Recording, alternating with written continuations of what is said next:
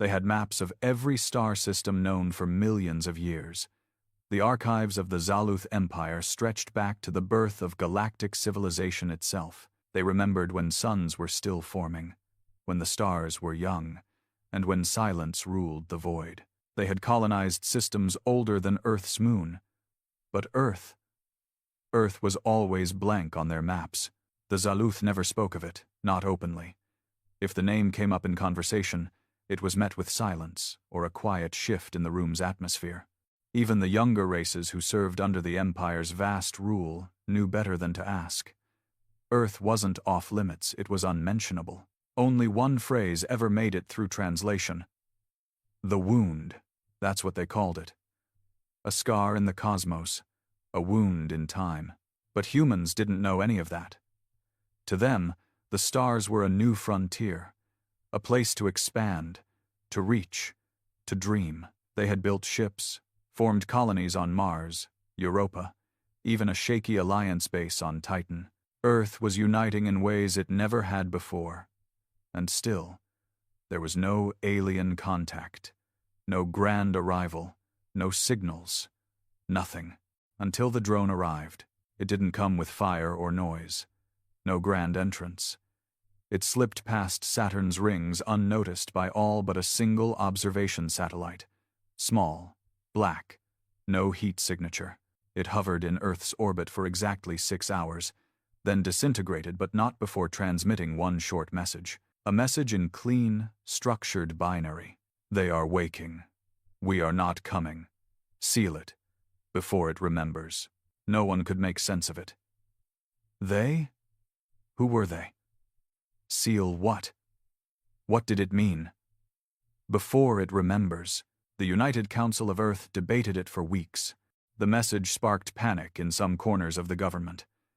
Whispers began conspiracies that Earth had once been part of something much bigger. Something forgotten. Others believed it was a hoax, a cleverly designed prank. But the satellite data was real. The drone was real. Its disappearance left behind ion burns that scorched a clean, unexplainable hole in space-time for precisely 2.3 seconds. A month later, Mars base lost contact with its outer research colony. The images recovered showed something no one could explain. Not an explosion, not sabotage, just a field of bodies, faces frozen in terror, systems shut down from what appeared to be an energy burst from inside the station. But nothing on Mars had the power to do that. And the strangest part? No damage to the structure itself, as if the people had simply been turned off. The logs ended with one word typed over and over by the last man alive. It knows. It knows. It knows. Back on Earth, a man named Nolan worked in a deep Earth lab that wasn't officially listed in any global database. It was built under the Siberian shelf, funded by black-budget programs tracing back almost 80 years. Its purpose had shifted over time, first nuclear defense, then AI testing, then something else. For the last 5 years, they had been analyzing ancient magnetic anomalies, massive bursts of unknown energy captured in fossilized rocks. The patterns weren't natural. They were structured like signals, repeating, coded signals buried in stone, dating back 300 million years. Alien code, Nolan had joked once. Either that, or Earth's got a memory. No one laughed. That day, as he reviewed a new sample from deep beneath Greenland's melting ice, something strange happened. His tablet, disconnected from all networks, flickered, then shut off. Lights dimmed in the lab. His breath slowed, chest tightening. He wasn't sick. He wasn't panicking. He was being watched. No sound. No movement. But something ancient pressed against his thoughts. Not a voice.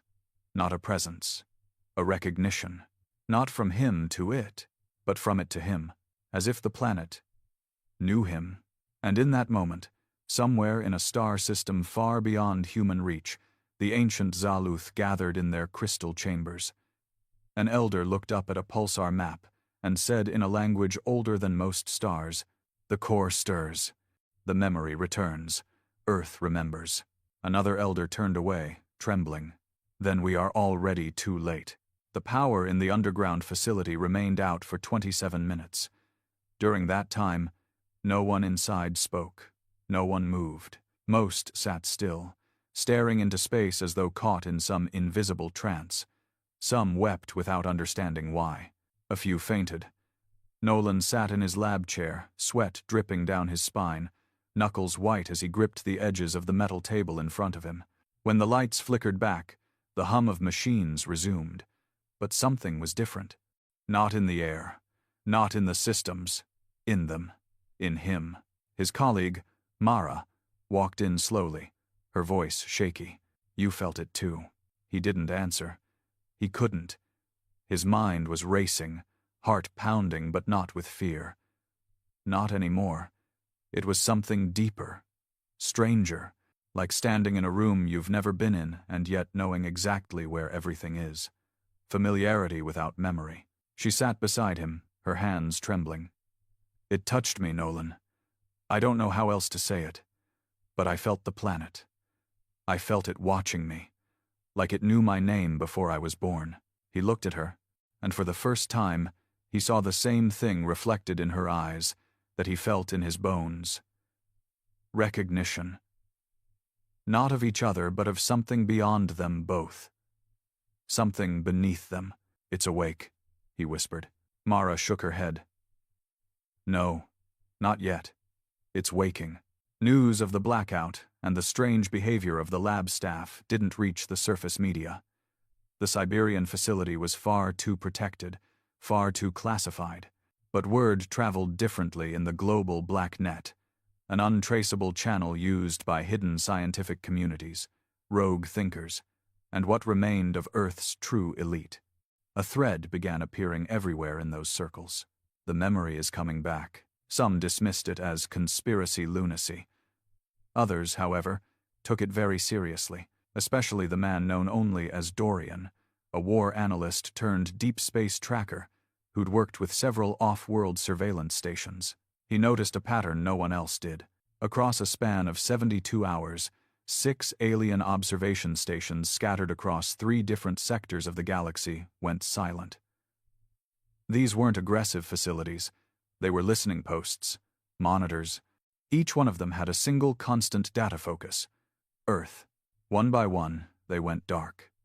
No signals, no warnings, no signs of struggle. It was as if they'd simply been erased. Dorian had tracked alien movements long enough to know when a species was reacting out of fear.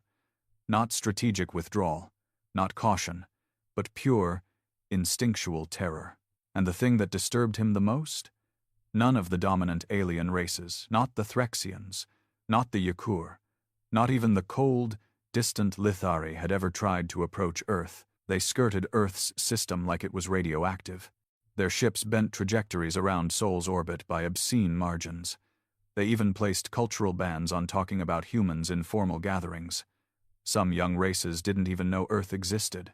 It had been deliberately erased from galactic navigation systems. Why? He scrolled through classified threads as his fingers trembled over the keyboard. Then he found the phrase, "The first war began on Earth." It was buried deep in ancient transcribed galactic mythology. Most dismissed it as a symbolic tale, a religious metaphor. But the language was exact, and the translation unnerving. Before the stars had order, before empires had names, they crawled from the dirt and taught fire to hunger. They were not made. They returned. Back beneath the Siberian shelf, Nolan stood at the magnetic resonance panel, staring at the latest scan. His voice was low. "Something's under us." Mara turned from the console, raising an eyebrow. What kind of something? He didn't answer directly. He tapped on the monitor, bringing up an ultra-deep imaging feed. Hundreds of kilometers beneath the crust, in a chamber no drill had ever touched, lay something unnatural. Not a structure, not a creature, a shape. Too perfect to be natural.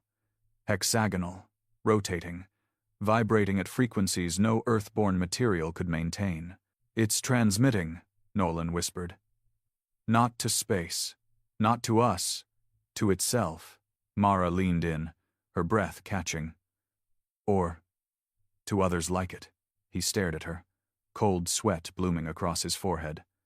What if there's more of them? You think there's a network under the surface? I think Earth isn't a planet. I think it's a prison. They both stood in silence, absorbing the weight of the theory. Something older than mankind, buried deep under their feet, sealed away, and now stirring. Far from Earth, on a desolate moon orbiting a gas giant in Sector K-89, a Zaluth Elder Council convened for the first time in centuries. The last time they had met in person, the universe had still believed in gods. Now they gathered again, not in worship but in fear. The eldest among them, Threnzul, his skin faded into translucent gray, spoke without words using telepathic pulses. The signal has echoed again. The chamber rippled with unease. It wakes. Another mind added. The seal weakens. They do not remember what Earth once was, but the core does. It calls to them. The planet remembers, and when it does, we will all forget what peace means. They fell into heavy silence. Then Threnzul made a decision none had expected. We must reach the humans first. Before the planet does. Shock rippled through the ancient minds. Contact with Earth is forbidden. Then let it be broken. I will go myself. I once knew the horror. I was there when they crawled from the ash and taught the stars how to scream. Nolan didn't sleep that night. Not because of fear, but because of the dreams. Visions came like shards, jagged and vivid. Mountains of glass. Cities turned inside out. Skyless nights and moons split into three. Oceans that whispered names not in any language, yet every cell in his body understood them. He saw massive figures, not alien, not human, standing in rings of fire beneath the Earth's surface, eyes closed, dreaming together. He woke up gasping, skin cold, mouth dry. On his forearm, a symbol was burned into the skin. It hadn't been there before. It matched the one buried in the rock samples. Elsewhere, on the lunar military base, alarms began to sound. One of the outer satellites had detected a Zaluth transport vessel approaching Earth's system. This had never happened. No contact, no sightings. And now one of the oldest, most mysterious species in the known universe was heading straight toward Earth's orbit alone. The vessel didn't broadcast any signal. It didn't respond to hails. It simply moved with purpose, ignoring everything in its path. Earth's defense grid activated, but the higher-ups gave no order to engage. Everyone was watching, waiting, hoping the ship would stop. It didn't.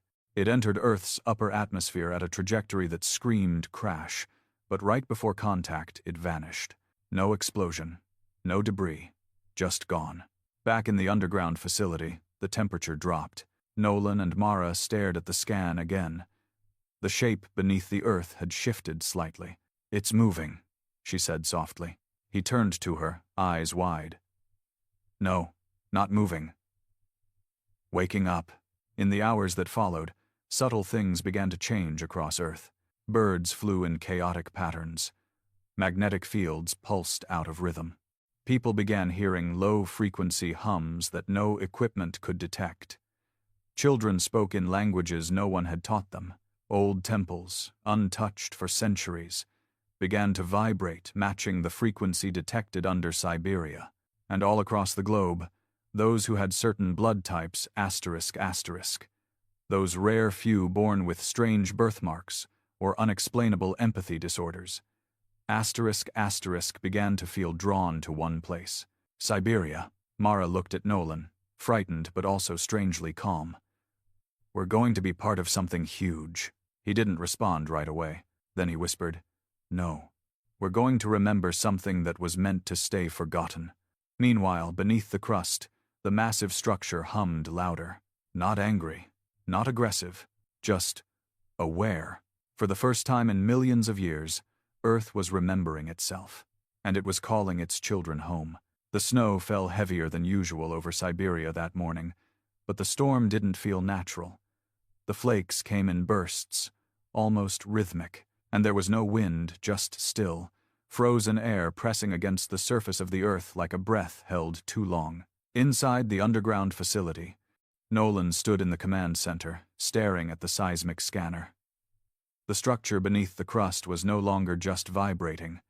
It was pulsing, expanding in timed intervals, like a heartbeat buried in stone. The scan showed concentric rings, slowly pushing outward, like shockwaves moving through Earth's mantle. If it kept growing at the same pace, it would intersect fault lines across Asia and possibly trigger tectonic shifts. But that wasn't the part that terrified him. It was that he could feel the pulses in his bones. Mara sat at the edge of her station, hands gripping her knees. "It's sinking with us," she said. "We're not watching it anymore. It's watching us. And not just from below, from inside." Nolan didn't want to say what he was thinking, but she said it for him. "It knows who we are." In the shadow of Earth's low-orbit defense station, a quiet meeting took place between 3 of Earth's highest-ranking Black Project officials. They had reviewed the intercepted Zal'uth vessel data. What they found disturbed them deeply. There was no weaponry on board, no cargo, no distress signal, but there was a single occupant, a dying, ancient being, so aged that its form was barely holding together. Its final act had been to inject a stream of encoded memories into Earth's gravity field, a signal compressed and quantum-locked into planetary mass. Whatever it was, Earth had absorbed it. The Council debated what it meant. Some believed it was a warning. Others thought it was an attempt to reawaken something ancient in the Earth's core. One of them, a pale woman named Director Vor, leaned over the table and said what no one wanted to hear. "What if Earth isn't just holding a secret? What if we are the secret?" They all fell silent. Vor continued, "Every other intelligent species in the galaxy avoids us. Not because we're dangerous, not because we're behind, but because we're remembering something they spent millions of years trying to forget." One of the men shook his head. "It's just a planet." Vor stared at him. "So is a time bomb." Elsewhere in the world, strange phenomena began to erupt. In Kenya, a crater once thought dormant emitted a tone that sent wildlife fleeing for miles. In Brazil, deep in the Amazon, a tribe that had never made contact with modern civilization began carving new symbols into ancient stone symbols that matched the same patterns from Siberia's magnetic scan. And in a small town in Canada, a 6-year-old girl began reciting equations describing dimensional folding math far beyond any Earth curriculum, but precisely aligned with lost Zal'uth archives. People were waking up to truths they had never studied, speaking languages no longer spoken. Some called it evolution. Others feared it was something worse, reactivation. Nolan and Mara watched global reports stream in on encrypted feeds. "It's not just geological," she said. "This thing buried under us, it's alive. And it's not waking up alone. It's waking us up with it." Nolan's eyes narrowed. "You think we're connected to it? I think we were part of it. A long time ago." That night, Nolan had another dream. But this one wasn't fragmented or vague. It was clear. Terrifyingly so. He stood in a city not made by humans. The sky above was thick with clouds that shimmered like silver.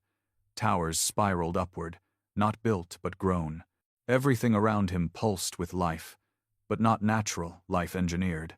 Life shaped by intention, directed, designed.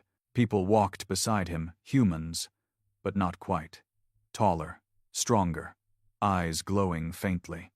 They spoke to one another in tones that carried both sound and thought. And above them all, far above, hung a black sphere suspended in the sky, radiating waves of force he could feel in his blood. He looked down and saw his hands. They were not his. They were older, stronger, tattooed with symbols that matched the ones in the stone from Siberia. And then he heard the voice, not from around him, but within. "You were the first. The experiment. The spark. But fire cannot be caged." He woke up, screaming. Mara ran into the room, her own face pale and soaked with sweat. "I saw it too," she said, voice shaking. "I was there. Before everything." They looked at each other in horror. It wasn't a shared dream. It was a recovered memory. From the far edges of known space, the Threxian ascendancy received the same gravitational pulse the Zaluth Elder had sent into Earth. They decoded what little they could. Most of their leaders dismissed it as religious nonsense. All except one. High Chancellor Drex saw the signs, read the old scriptures. The Zaluth had been the oldest race, yes, but they were also the most afraid. Their history was built around one moment: the War of the Waking Flame. A war that had never been recorded in detail, only hinted at. A war that wiped out entire species, erased worlds, and shattered alliances. And the origin of that war, according to the most forbidden texts, had begun on a small blue world in a system so unimportant no one had spoken its name in 1,000 generations: Earth. He summoned his generals and gave the order: "Prepare the Omega Protocol." "What target, Chancellor?" one of them asked. He turned to the hologram of Earth, pulsing on his console. All of it. Back in Siberia, seismic readings began to spike. The structure under Earth's crust, what Nolan now believed was a kind of ancient intelligence core, was expanding again, this time faster. The pulses were now sending harmonic frequencies through Earth's ionosphere, subtly altering weather patterns and disrupting satellite feeds. More importantly, people around the world began to experience a phenomenon called ancestral surging, sudden, unexplained floods of memory, instinct, and language. Doctors couldn't explain it. Psychologists panicked. Governments tried to cover it up. But the people remembered, and the symbols started appearing everywhere. On skin, on walls, in soil, on children's drawings, symbols older than time, older than civilization. Mara ran a spectral analysis and found a match. "They're coordinates," she said, pointing to the decoded symbols. "Coordinates to what?" Nolan asked. She looked him in the eye. "To the original source, the seed buried in the planet's heart. A special ops unit, one of the best trained groups in Earth's black military program, was dispatched to dig into the Siberian anomaly. They carried advanced drilling and containment tech, radiation shielding, and non-lethal suppression weapons, just in case the civilians got too close. They made it halfway to the core chamber before the tunnel collapsed behind them. One by one, their cameras flickered out. No screams, no sign of struggle, just silence. Then, an audio signal returned, a child's voice, echoing. "Welcome back." Elsewhere, the sealed alien libraries of the Zaluth trembled for the first time in thousands of years. Doors that had never opened creaked wide. Inside, glowing spheres rose from pedestals, casting ancient images into the air. The council gathered in terror. They saw the same dream Nolan had. The towers, the sky, the people of flame and memory, the sphere above it all. They saw the city fall. They saw the weapons that unmade reality. And then they saw Earth, quiet again, reseeded, reborn, reset. But some memories are too deep to kill. One elder collapsed to his knees. "We didn't destroy them. We buried them," another whispered. "And they're coming back." Nolan stood at the edge of the research dome, looking down into the dig site. The vibrations now resonated in his spine, his teeth, his skull. Everything in him felt like it was vibrating in harmony with the thing beneath. Mara joined him. "We can't stop it." "I know. Should we even try?" He didn't answer. The truth was, a part of him didn't want to. The feeling inside him wasn't fear anymore. It was yearning, a strange desire to return, to remember, to become whatever he once was before this world forgot him. The final pulse that day knocked out power across 6 countries, and in the center of the dig site, a black monolith rose from the earth, humming with a song no one could understand but every soul felt. Not new, not alien, just familiar. The monolith stood in absolute silence at the bottom of the dig site, surrounded by thick clouds of dust and vapor. Its surface was black, not black like obsidian or coal, but the absence of light itself. Eyes couldn't focus on it for too long without pain, and cameras showed only a static blur, as though the image refused to be captured. No one dared to touch it, not at first. The excavation team had cleared back, forming a perimeter. The air near the monolith felt thick, almost gelatinous. It wasn't heat, not magnetism either. It was something else. Presence, pressure, intelligence. Mara stood 10 feet from the thing, arms wrapped tightly around her chest. She could hear it, not with her ears but with something older inside her, like memories that didn't belong to her were brushing against her mind. Curious, reaching. Nolan stepped closer. "It's not a weapon," he said. "It's a key." She looked at him, eyes wide. "To what?" "To us."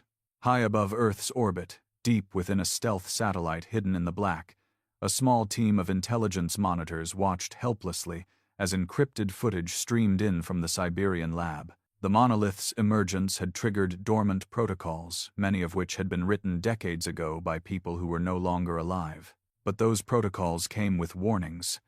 Ancient warnings. One monitor leaned over and read the old directives aloud. Project Edenfall, Tier 10. Classified, beyond human clearance. If the primary core awakens, Earth is no longer safe for containment. Immediate exodus or termination required. He looked at his commanding officer. "What the hell is Edenfall?" The commander whispered. "The story we buried before history began." Around the globe, strange awakenings escalated.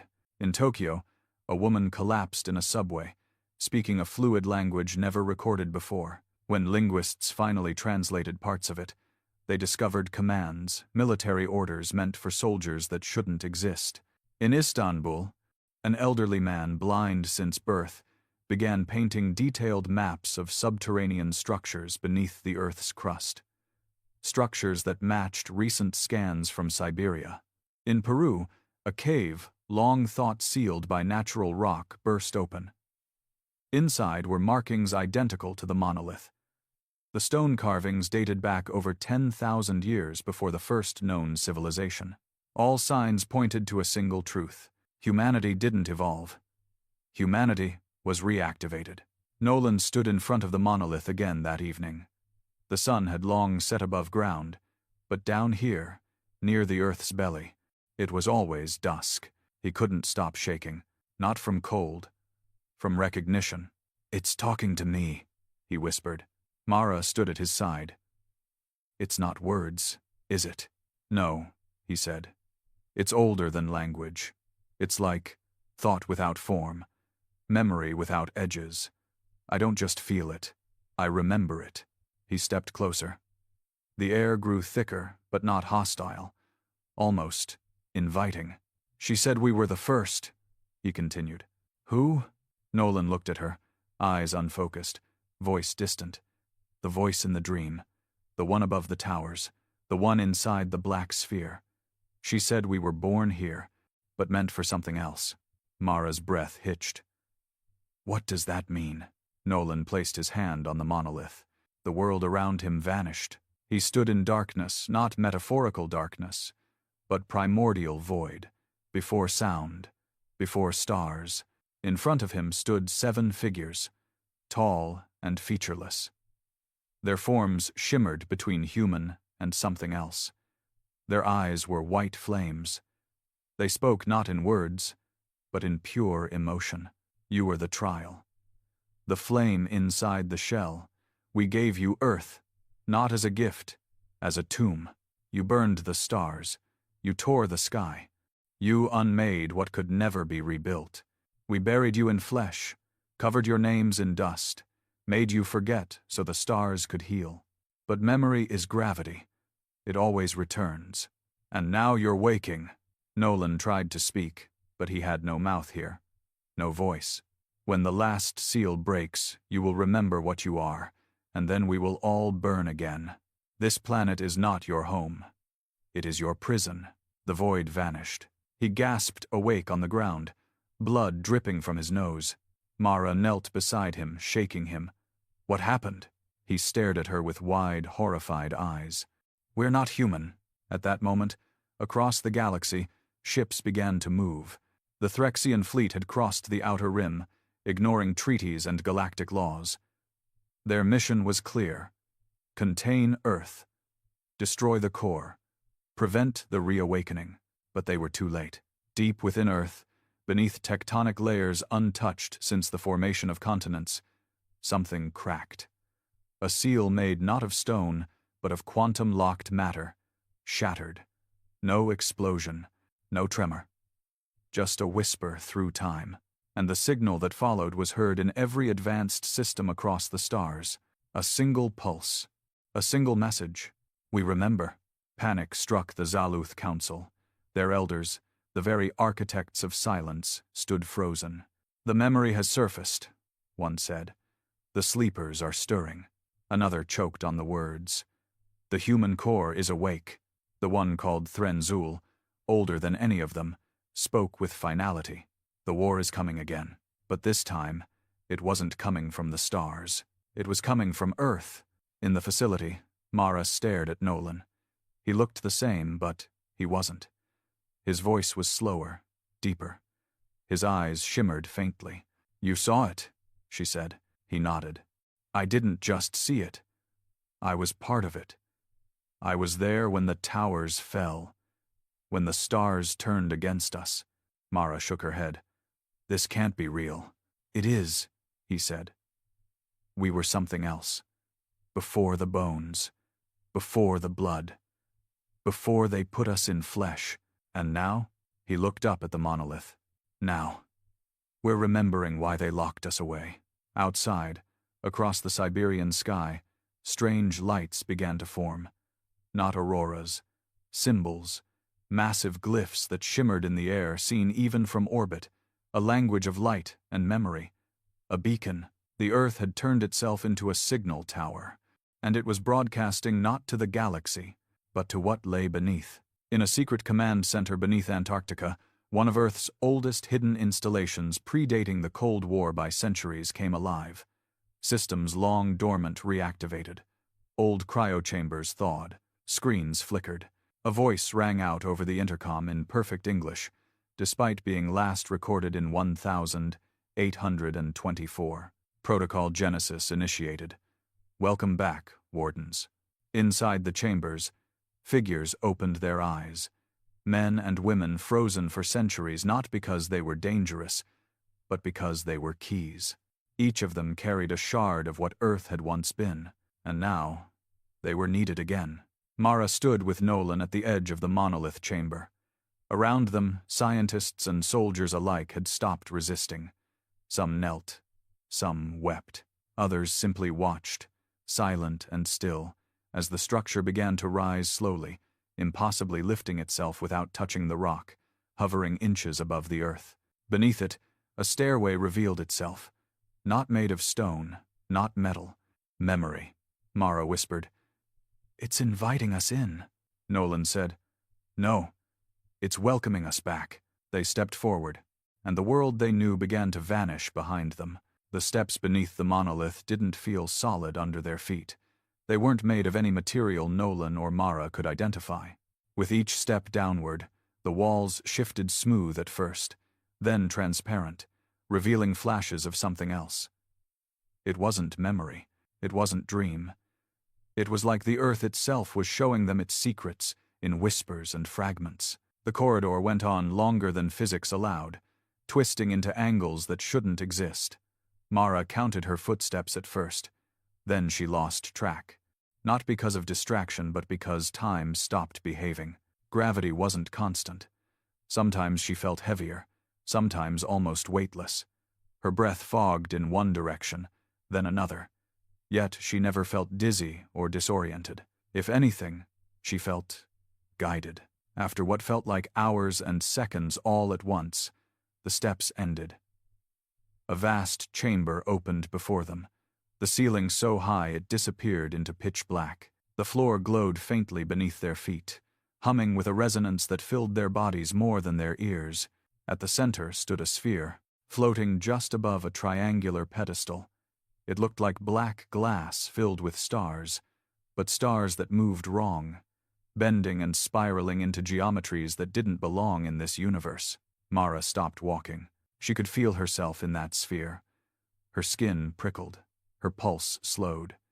There was something inside her that responded to the hum of this place. Nolan stepped closer. "This is the core," she nodded, eyes wide. "This is where it began, far above, in low orbit. The first wave of Threxian destroyers reached Earth's edge. No resistance met them. No weapons fired.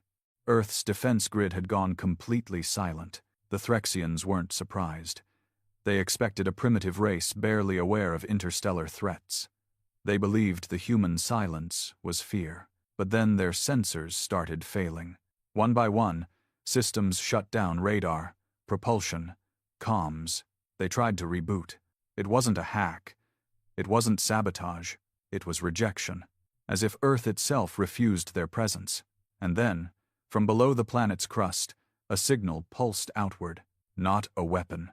A reminder. Inside the core chamber, Nolan's breathing slowed as he approached the floating sphere. Images flashed in his mind. Not memories. Fragments of truth. He saw humans, but not as they were now. No skin, no blood. Pure energy wrapped in temporary shells. Travelers who had arrived before time had meaning. They didn't evolve here. They fell here after they lost the war. After they burned the stars and unmade galaxies. After the other ancient species like the Zal-Uth locked them away. Nolan gripped the edge of the pedestal, panting. "We're not children of Earth," he said through clenched teeth. "We're prisoners in it." Mara fell to her knees, staring at the sphere. "And the planet? It's not our home. It's our cage." "No," Nolan said. "It's our warden." Suddenly, the sphere shimmered and spoke. Not aloud, not through sound, but through feeling. It filled the chamber like thunder trapped in a heartbeat. "You are the last flame. You are the fire before the fall. What you were cannot be allowed to return. But the universe forgets. The stars forget. And so do you. You were sealed not for what you did, but for what you are. But now you remember. And remembering is the first step toward awakening." In Antarctica, the revived wardens stood around a glowing platform. Their eyes reflected light that wasn't present. Some of them were ancient warriors, sleepers, from the time of Earth's first seeding. Others were scientists from ages past. One woman, with silver hair and a jagged scar running down her cheek, whispered to the others, "The gate is opening." Another warden stepped forward and placed her hand on the platform. A map unfolded, a global projection with 7 glowing points. One had already activated. Siberia. The others pulsed softly, waiting. If all 7 cores awaken, the seal will break, and they will become what they were before the fall. Back in the core chamber, Nolan took a breath. The air was dense, alive.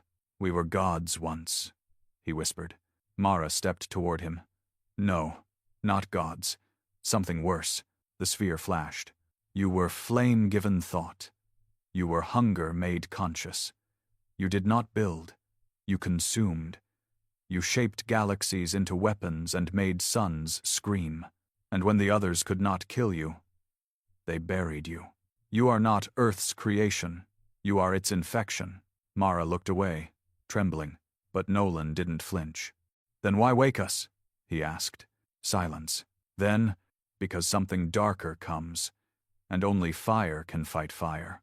In deep space, far beyond the rim, sensors across multiple systems lit up with signals from the null vector, a region thought to be completely lifeless.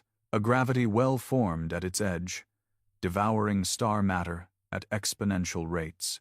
A new kind of signal was detected within it. Not organic, not artificial, something in between. The original enemy. The thing the humans once fought and failed to destroy. It had returned, and Earth had always been the key. Not just the cage for humanity's past, but the only lock against what lay beyond. Mara backed away from the sphere. "We're not ready," she whispered. "We're barely even evolved. We're a broken species, war, greed, corruption. Asterisk." "These were always symptoms," the sphere replied. "Of what lies beneath your flesh. You are more than this body. You are what the universe learned to fear." Nolan closed his eyes. He could feel it now, the armor beneath the skin, the power latent in his blood, the echo of a history buried so deep it had become instinct. They weren't flawed, they were capped, sealed, held back by design. Until now, in orbit, the Threxians panicked. Their ships, paralyzed, their weapons, offline. A surge of light burst from the Earth, blinding, and from the surface, one by one, 7 ancient towers broke free from the crust, emerging from continents across the globe, silent, sleek, humming with power. Earth wasn't just a cage. It was a reactivating war engine. Inside the core, the sphere pulsed again. The first flame has been lit. The others will awaken. The war will come again. But this time, you may choose to become what you once were, or to forge something new. Mara stepped back. Nolan looked into the sphere, and he chose. He placed both hands on the glassy surface. The chamber exploded with light. Back on the surface, the monolith shattered. But not in destruction, in transformation. Its shards rose into the air, spiraled, then vanished into energy. And Nolan walked out. But he was no longer entirely Nolan. His body shimmered. His eyes burned gold. His voice, when he spoke, was like a choir whispering in unison. "The seal is broken," he said, and the world listened. The wind howled across the Siberian plains, unnatural and sharp, as if the earth itself had begun to exhale for the first time in ages. Where the monolith once stood, there was now a jagged crater, glassy at the edges, humming faintly. Around it, the snow had melted in perfect concentric rings. Heat radiated upward, yet there were no flames, no smoke, just silence, thick and watching. And from that silence, he emerged. Nolan wasn't just walking. He glided across the ground, as though gravity bent to accommodate his steps. His eyes no longer held the dull blue of before. They were molten gold, shifting like solar storms. His skin shimmered faintly beneath his clothes, almost translucent in places, revealing veins glowing with pale white light. Every breath he took seemed to pull power from the very air around him. He looked up to the sky, not as a man admiring the stars, but as someone who remembered what lay beyond them. Mara stood at the edge of the crater, shaking. She had followed him out, but barely. Something inside her was breaking, splitting along ancient fault lines. She could feel it in her chest, a burning, heavy pressure like a second heartbeat waking up. "Nolan," she whispered. He turned slowly, like he already knew she was there. "You feel it too," he said, his voice layered, part human, part something older.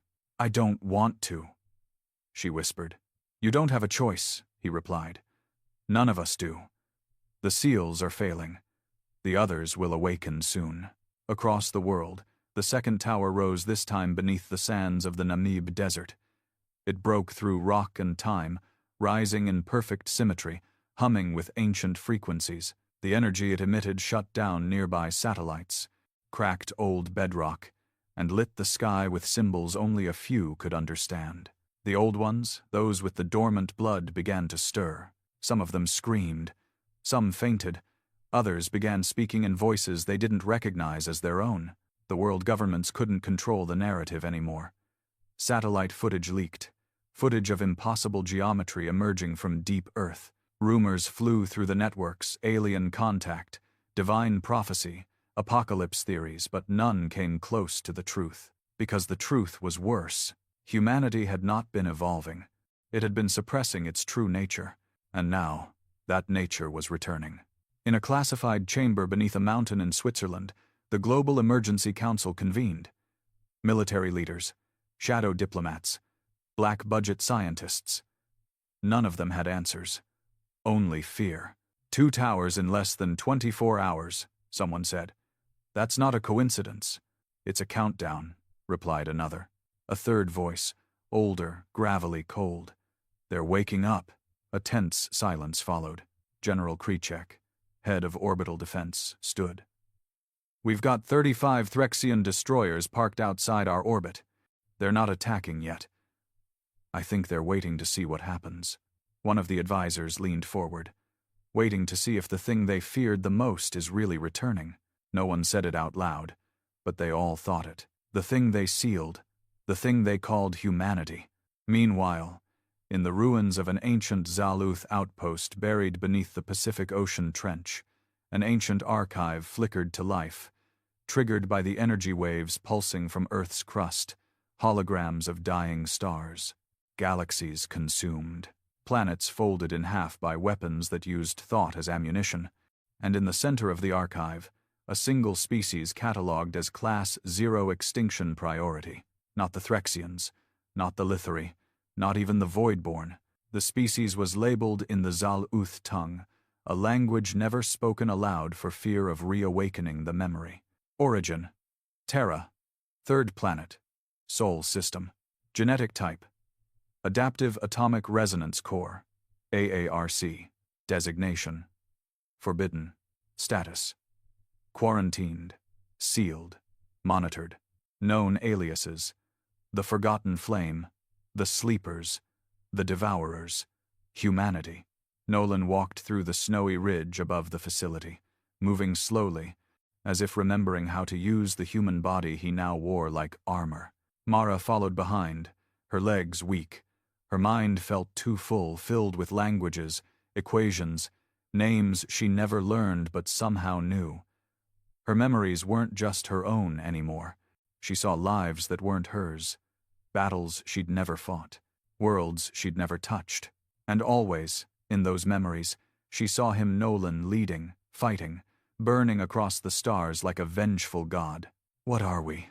she asked. He stopped. He looked out across the icy plain. "We were the universe's first mistake," he said, "and maybe its last hope."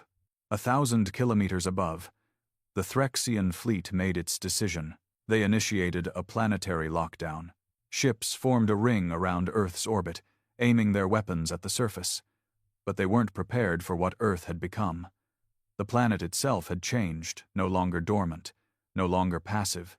The towers now functioned like planetary veins, pumping invisible energy through the crust, into the core, and back out in pulses. The moment the Threxians locked targeting systems, Earth responded, not with missiles, not with force, with memory. A pulse of information erupted from the planet, hitting every ship in orbit. And in an instant, every Threxian aboard remembered something they never experienced: the war. The destruction. The original form of humanity. The fall of their worlds. The screams of ancestors long dead. Thousands of soldiers collapsed in their ships, weeping, convulsing, or simply fading. Because you can't kill fire with armor. You have to forget it. And Earth had just reminded them what burned before. Mara collapsed onto her knees in the snow, clutching her chest. Her skin glowed faintly beneath her coat. She could feel it now. Not just the knowledge, the power. It was coming back. "Nolan," she gasped. "I don't want this." He knelt beside her. "You never had a choice," he said gently. "None of us did. We were made for war, forged in chaos. They locked us in bone and silence, thinking it would hold us." She looked into his eyes. "But it didn't." He nodded. "No. And now they're afraid again." In orbit, 3 Threxian ships began to retreat. Their captains sent panicked messages back to the Ascendancy, coded warnings not to approach. But the High Command didn't listen. They deployed the Nullfire, a weapon designed to erase planetary memory, shattering psychic fields and cutting off conscious resonance. It was meant to erase awakening. But when the beam hit Earth, it reflected, as if Earth itself had eyes now. And in retaliation, the third tower rose, this time beneath the Himalayas. A burst of energy cracked the sky open for a full 60 seconds. People as far as Delhi fell to the ground, their bodies seized by visions of pre-time, where machines obeyed thoughts, where voices commanded the fabric of physics, and humanity ruled not through peace, but through absolute force. That evening, Nolan and Mara returned to the surface entrance of the facility. Everything was abandoned. The soldiers had fled. The scientists were gone. Only silence remained. Mara walked beside Nolan, still dazed. "What happens now?" He looked up, eyes glowing brighter. "The other cores will awaken. 4 more. Each one holds a different piece of what we were, what we could still become. She swallowed hard. What if we don't want to become that? He didn't answer. Because deep down, they both knew it had already begun. The world was changing, and it wasn't gradual anymore. By the time the fourth tower rose, this one from the depths of the Mariana Trench, Earth's crust was no longer the dominant authority. The tower didn't break through violently. It phased into reality, as though it had always been there, simply waiting for the right vibration to reappear. When it did, the oceans around it calmed unnaturally. Tidal patterns halted. The wind stopped. For a full 5 minutes, the Pacific became a mirror. Ships froze mid-wave. Whales rose silently, as if paying homage. And from the tower came light, not blinding but deep and resonant, a color no human language could name. Every sensor on Earth picked it up. Every sleeping mind twitched. Every awakened, those like Nolan, Mara, and others around the world felt it as a pulse through their veins. Like something inside them nodded. Like something inside them said, 4. The foundation holds. Nolan sat in the Siberian facility, now converted into a staging site. He was no longer being watched by scientists or guarded by soldiers. Those who had resisted had fled. Those who had stayed were changing. Around him, a few dozen others had arrived over the last 48 hours, drawn to the towers by instinct, not invitation. A man from the Philippines who'd survived a lightning strike and had begun hearing voices in equations. A blind girl from Nigeria who could now speak fluent Zuluth dialect, an extinct tongue buried in alien ruins. A former miner from Chile whose bones glowed in darkness, veins humming like conduits. They didn't need introductions. They recognized one another, like family reuniting after lifetimes apart. Mara stood at the edge of the group, arms folded, still not fully accepting what she was becoming. She didn't trust this. Not yet. She'd spent years believing in science, in structure, in logic, and now that logic was whispering to her in ancient war codes and memories of galaxies on fire. I still don't think we're meant to be this, she said quietly, as Nolan approached her. He didn't argue. Meant to be, or designed to be, he said softly. Maybe there's no difference anymore. In orbit, the remaining Threxian ships had gone dark. Not destroyed, not disabled, but silent. The pulse from the fourth tower had done something worse than kill them. It had rewritten their memories. Their systems still functioned. Their crews were still alive. But none of them remembered who they were, why they came, or what species they belonged to. Their databases were filled with symbols now, their minds blank. The Ascendancy, watching from light years away, realized the truth. The towers aren't weapons. They're mirrors. They force everything around them to reflect what lies beneath. And for some, what lay beneath was too much. At the Switzerland Warden facility, an ancient debate was unfolding. The Wardens had been guardians, not of Earth, but of the Seal.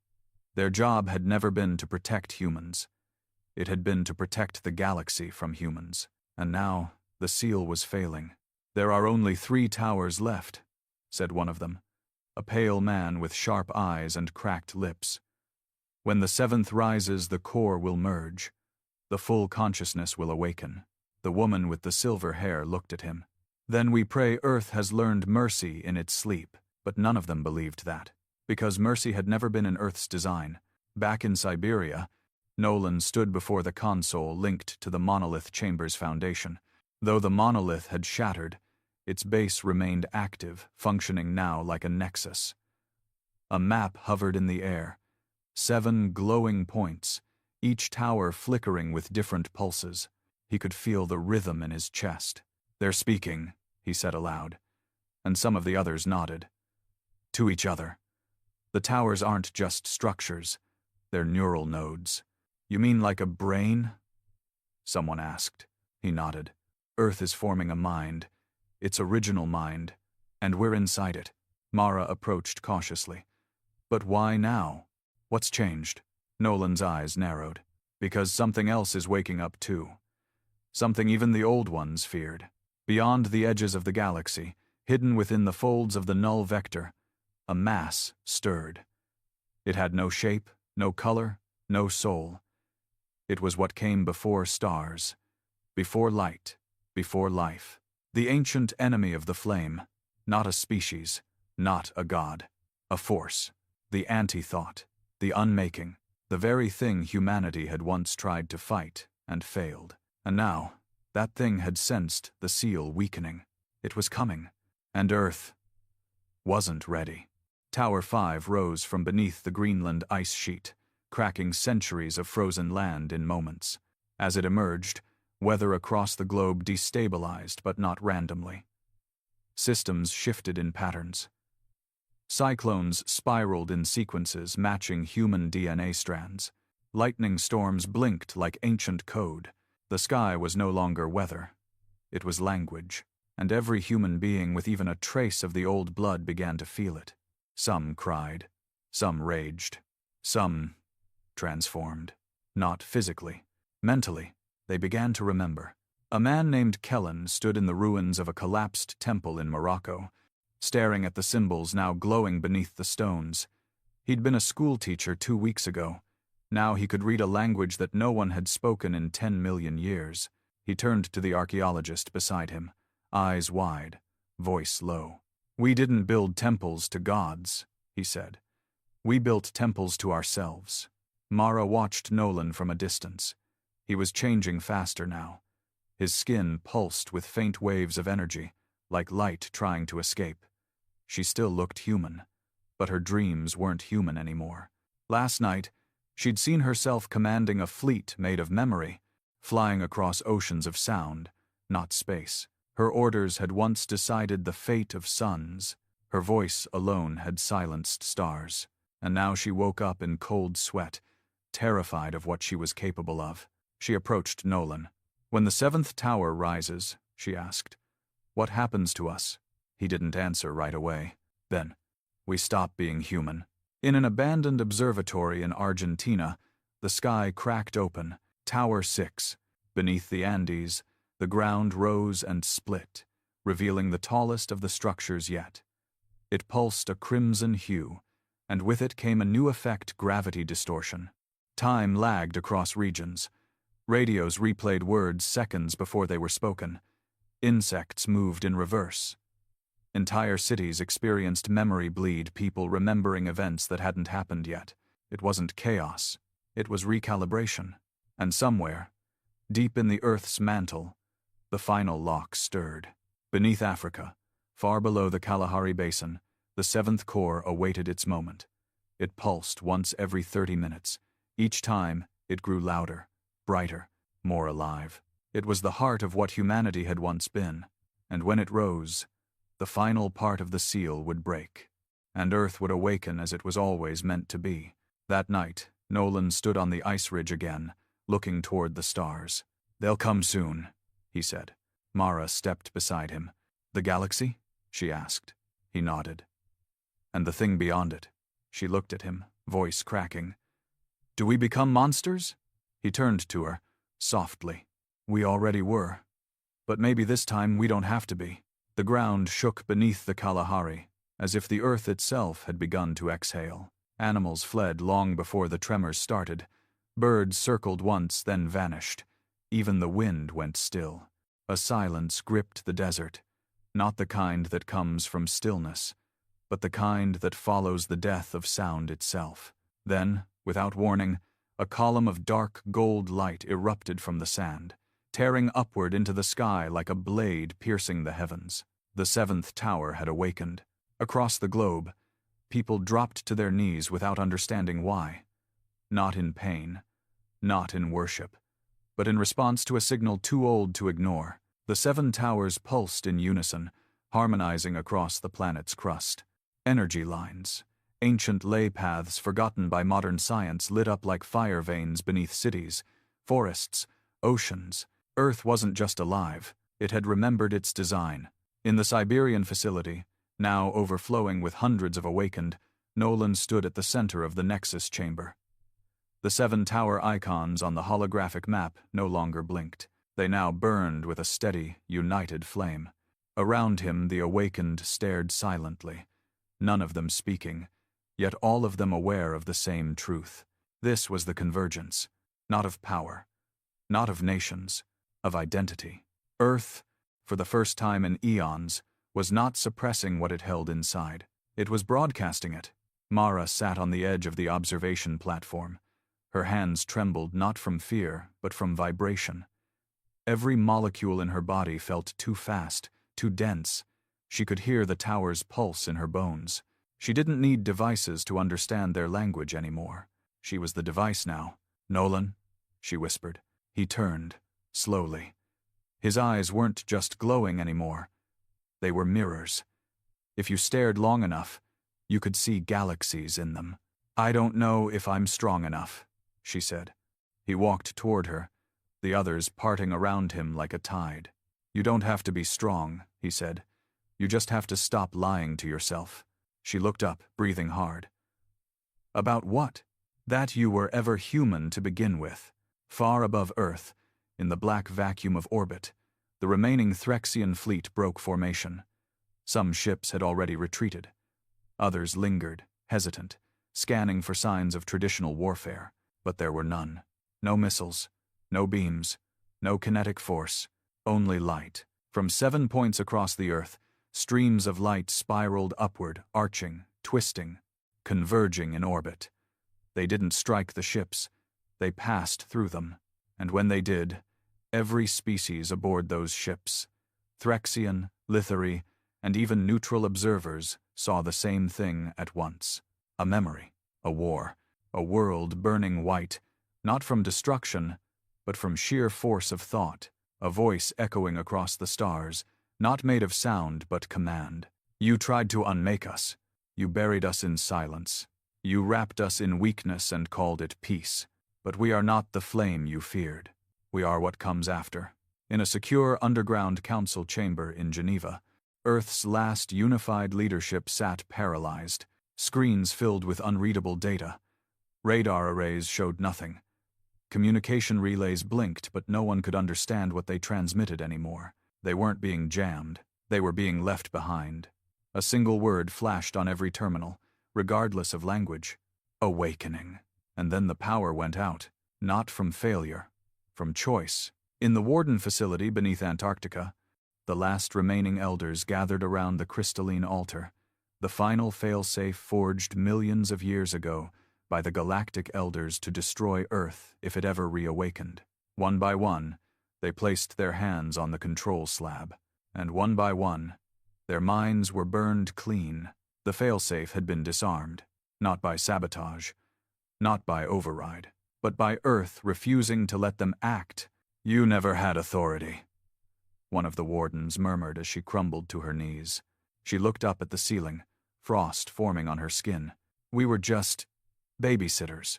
Atop the 7th tower, somewhere in the deserts of Botswana, the air shimmered. Nolan appeared in a shimmer of fractured light, not through teleportation, but displacement.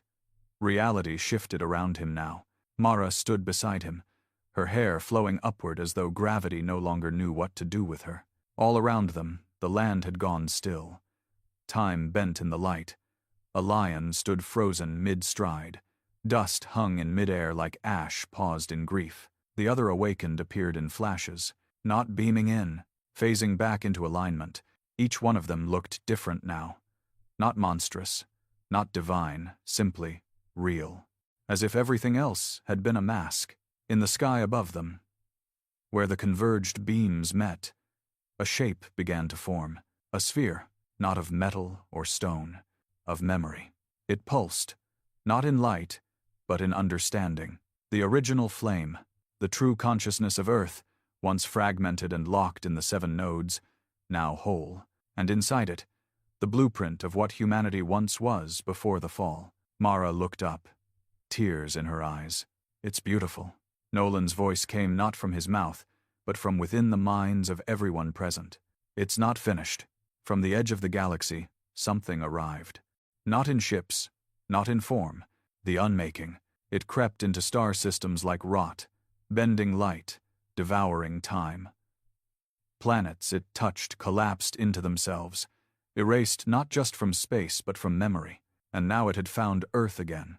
The galaxy watched, silent and helpless, because they had used everything to stop it before, and failed. Only the flame had held it back, and that flame was Earth. Or rather, what lay within Earth. The sphere above the seventh tower brightened as the darkness approached. Its glow was not defense, it was invitation. The awakened raised their hands, and from their bodies, energy lifted, not magic, not science, but something older, will, unity, purpose. The convergence completed, and for the first time in 10 million years, Earth remembered. It spoke, not in language, but in a wave that passed through matter itself. Every creature on Earth, every tree, every rock, every drop of water, all trembled in its echo. You feared what we were, but you never understood what we chose to become. We were fire. We became light. Now we are memory, and memory cannot be unmade. The unmaking reached Earth's orbit. It began to stretch, unraveling the fabric of physics around the planet's edge. But then the sphere pulsed once more, not in violence, in truth, and the unmaking halted, because it remembered what it had once failed to destroy. And then it tried to flee, but memory binds, and the Earth did not forget. The sphere exploded silently into a wave of understanding, stretching across space faster than light, reaching every species, every mind, every atom. And in that moment, the unmaking stopped. Not because it was killed, but because it was understood, and things that are understood cannot stay monsters. They become part of the story. The light faded, the towers went still, Earth sighed, and the awakened looked at one another, still glowing faintly. Nolan turned to Mara. He looked human again, almost. You feel it? He asked. She nodded. It's quieter now. He smiled. Because we're not remembering anymore. She stared at him. We're writing now? He nodded. Welcome to Chapter 1.